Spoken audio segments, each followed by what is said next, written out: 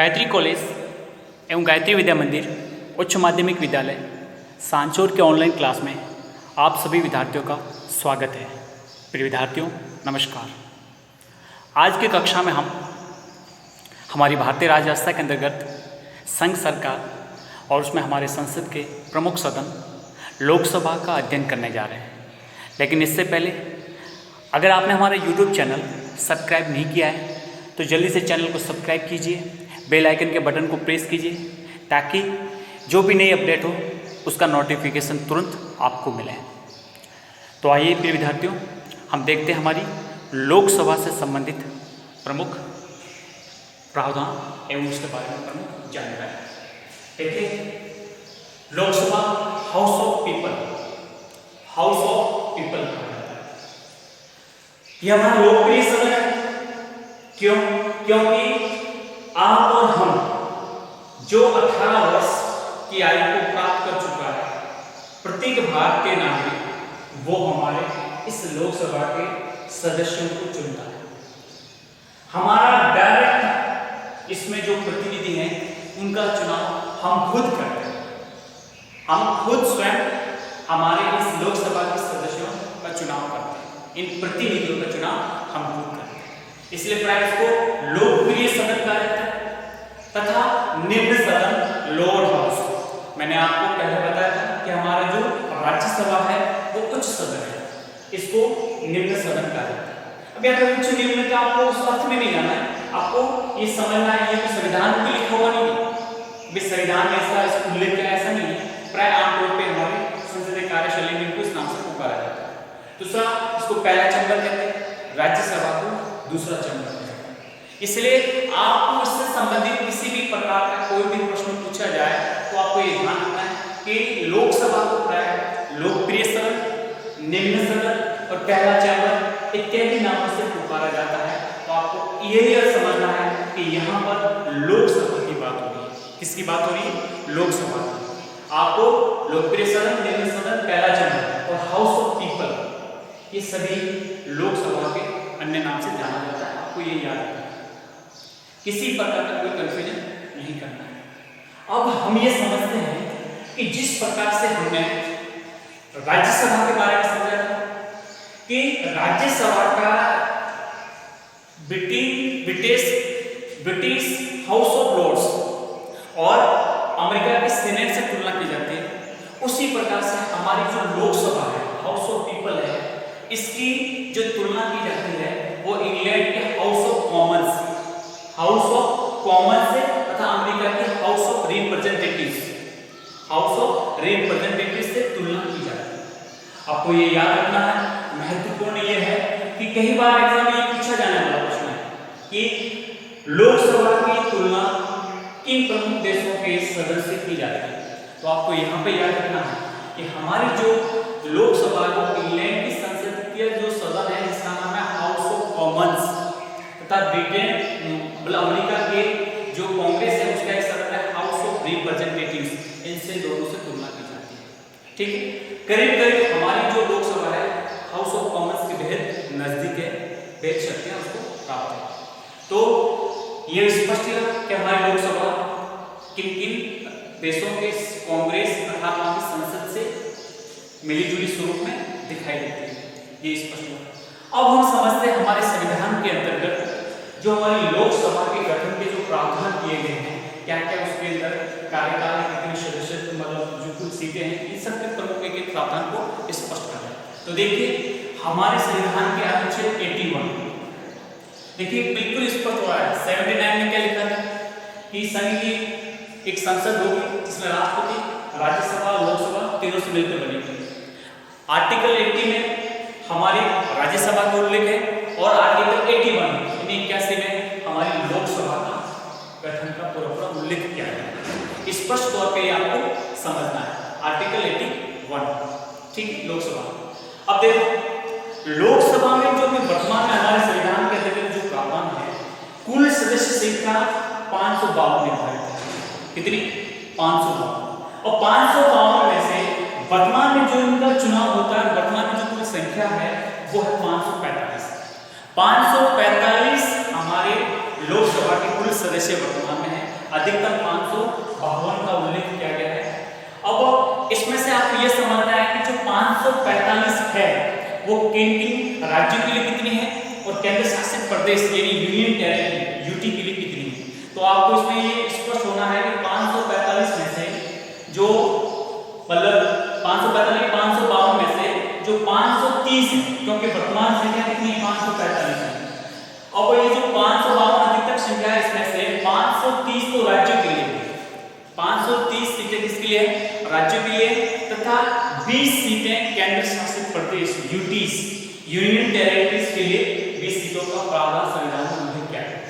ठीक है, अब आपको ये समझना है कि क्या इन सभी सीटों का चुनाव हो रहा है। तो आपको समझना है कि राज्यों के लिए जो निर्धारित 530 सीटें हैं उसमें से 530 का ही चुनाव होता है।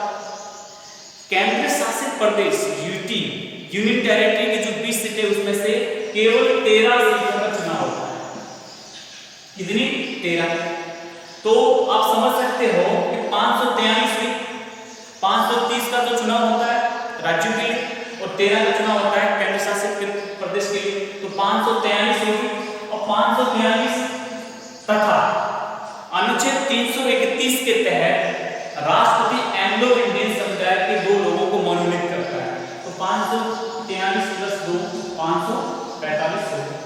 तो वर्तमान में हमारे जो लोकसभा के सदस्यों की जो संख्या है वो 545 है। आपको स्पष्ट तौर पे समझना है। ठीक है, अधिकतम संख्या का प्रावधान कितना है 552। उसमें से अभी जो कंप्लीट जो सीटें हैं वो 545 है।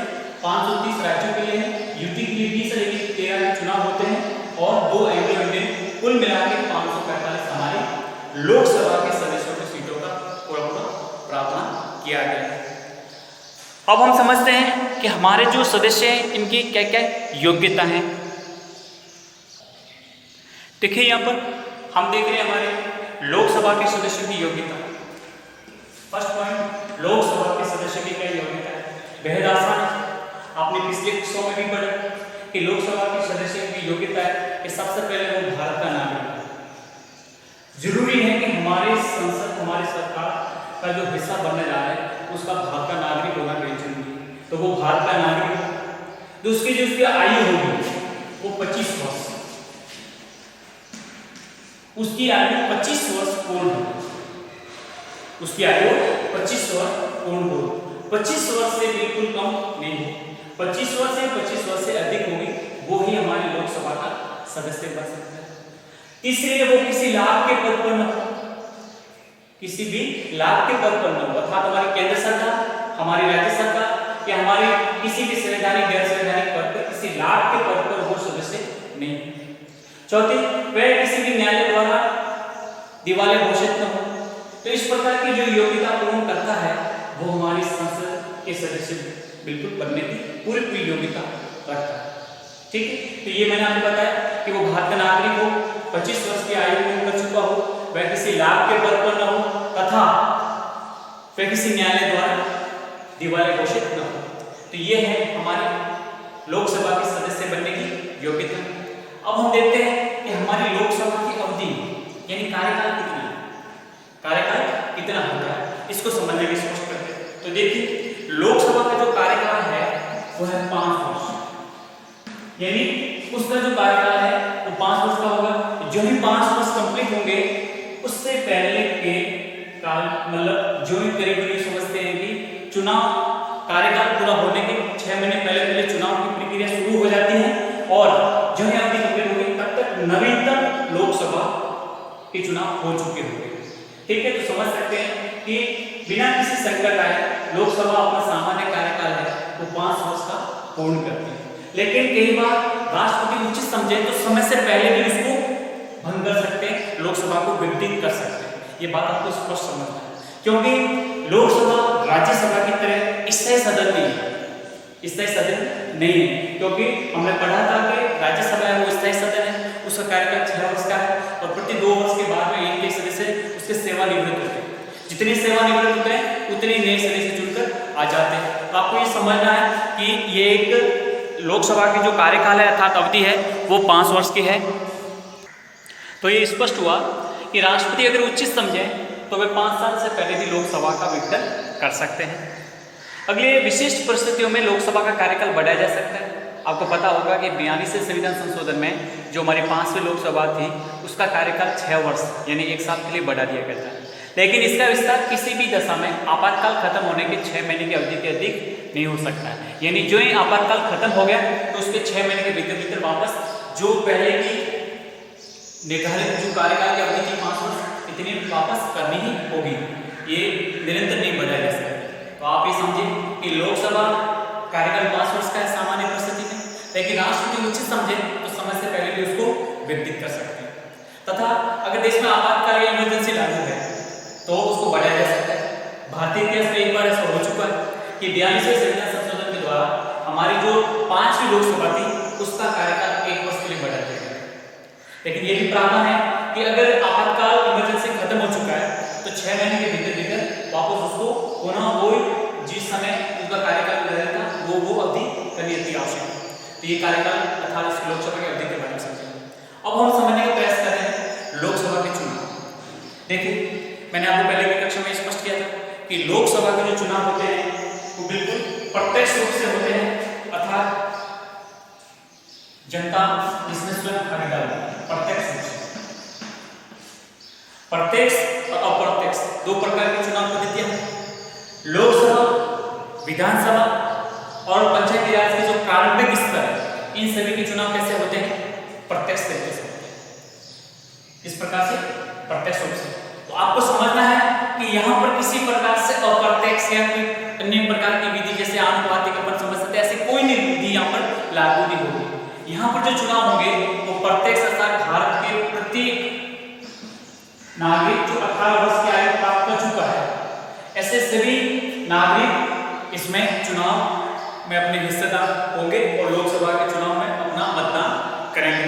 तो इसका जो प्रमुख उल्लेख है वो ये है कि लोकसभा के सभी निर्वाचन क्षेत्र एक सदस्य रखे गए और पूरे देश को विभिन्न भौगोलिक क्षेत्रों में बांट दिया जाता है ताकि सभी क्षेत्रों के प्रतिनिधि अपने क्षेत्र का प्रतिनिधित्व कर सके। यानी हमारे लोकसभा के जो निर्वाचन क्षेत्र है वो एक एकल सदस्य है। यानी चुनाव तो चाहे कितने भी लड़ सकते हैं लेकिन चुनाव जीतकर एक सदस्य आएगा, एक सदस्य वहां से जीत सकता है। तथा हमारे संपूर्ण भारत को भौगोलिक क्षेत्र के आधार पर सभी सीटों का आवंटन किया गया। यानी जो 552 है उसमें से जो चुनाव होते हैं वो 543 के होते हैं। तो 543 सदस्यों को संपूर्ण भारत के भौगोलिक क्षेत्रों में राज्यों की जनसंख्या के अनुपात में सीटों का वर्गीकरण किया गया है अर्थात सीटों का विभाजन है। तो एकल सदस्य जो निर्वाचन क्षेत्र है उसमें से एक सदस्य चुनकर आता है। ठीक है, ये बात स्पष्ट हुई। तथा इसमें जो प्रत्याशी अर्थात जो उम्मीदवार सबसे ज्यादा जिसको मत मिले हैं वो विजयी घोषित किया जाता है। यानी किसी भी लोकसभा निर्वाचन क्षेत्र से चाहे कितने चुनाव लड़ रहे हैं लेकिन उन चुनावों में जब मतगणना होगी तो मतगणना में सबसे ज्यादा मत जिसने भी प्राप्त किए वो विजय घोषित होगा। एग्जाम्पल के लिए समझते हैं जैसे किसी हमारा क्षेत्र है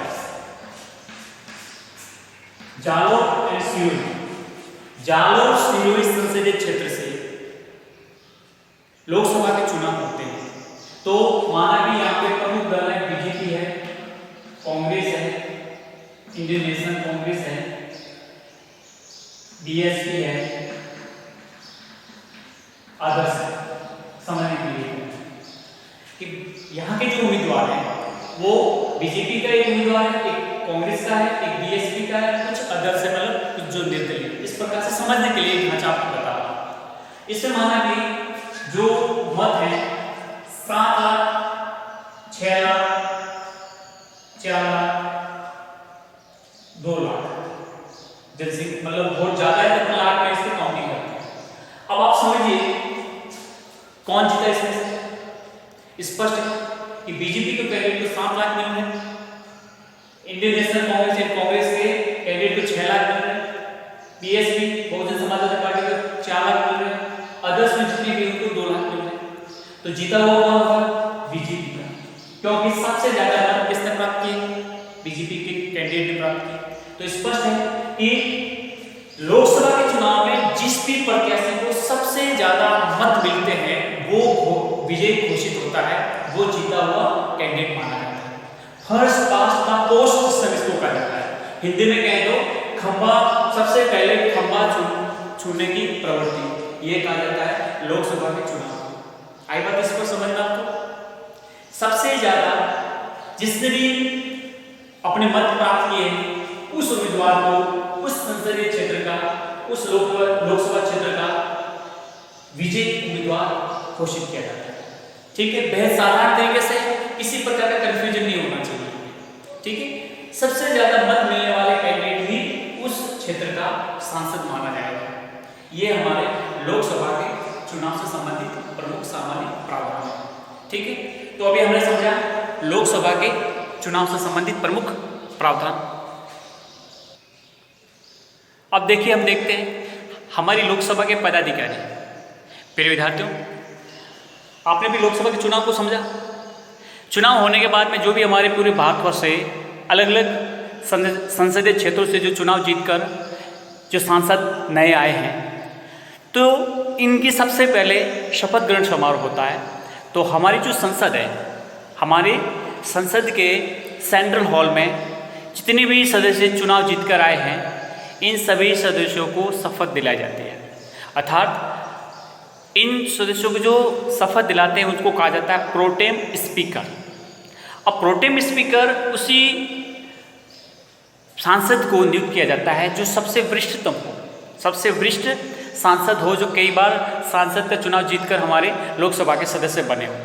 तो सबसे वरिष्ठ होगा वो प्रोटेम स्पीकर होगा। और प्रोटेम स्पीकर क्या करेंगे? सभी सदस्यों को अपनी शपथ दिलाएंगे।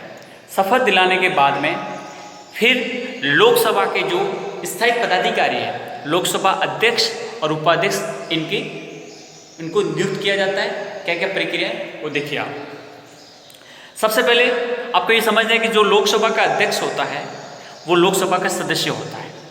लोकसभा का सदस्य ही लोकसभा का अध्यक्ष बनता है। अब ये क्या करेंगे? राष्ट्रपति द्वारा निर्धारित किसी दिन लोकसभा अपने अध्यक्ष का चुनाव करती है। राष्ट्रपति ये निर्धारित करेंगे कि किस दिन लोकसभा के अध्यक्ष का चुनाव होना है। ठीक है, और उपाध्यक्ष का जो चुनाव होता है वो अध्यक्ष निर्धारित करता है। ठीक है, दूसरा आपको ये समझना है, जिस दिन भी तय कर लिया राष्ट्रपति ने कि इस तारीख को लोकसभा के अध्यक्ष का चुनाव होना है, तो उस दिन वो चुनाव हो जाते हैं। पर ध्यान रखना है कि अपने पद की शपथ नहीं लेता है। कभी भी लोकसभा अध्यक्ष अपने पद की शपथ नहीं लेता है, क्योंकि वह लोकसभा के सदस्य होने के नाते शपथ पहले ले चुके होते हैं। लोकसभा अध्यक्ष लोकसभा की बैठकों का संचालन करते हैं तथा जो भी कार्रवाई होती है उसको व्यवस्थित और नियंत्रित करते हैं। ठीक है, तथा कोई विधेयक धन विधेयक है या नहीं, ये तय करने का दायित्व भी अध्यक्ष का है और उसका निर्णय भी अंतिम होता है। अब देखिए, कोई बिल अर्थात कोई विधेयक, मनी बिल है, फाइनेंशियल बिल है कि निजी बिल है, किस प्रकार का बिल है, ये तय करने का निर्णय किसका होता है? लोकसभा अध्यक्ष का। और उसने जो निर्णय दे दिया वो अंतिम होता है, फुल एंड फाइनल होता है।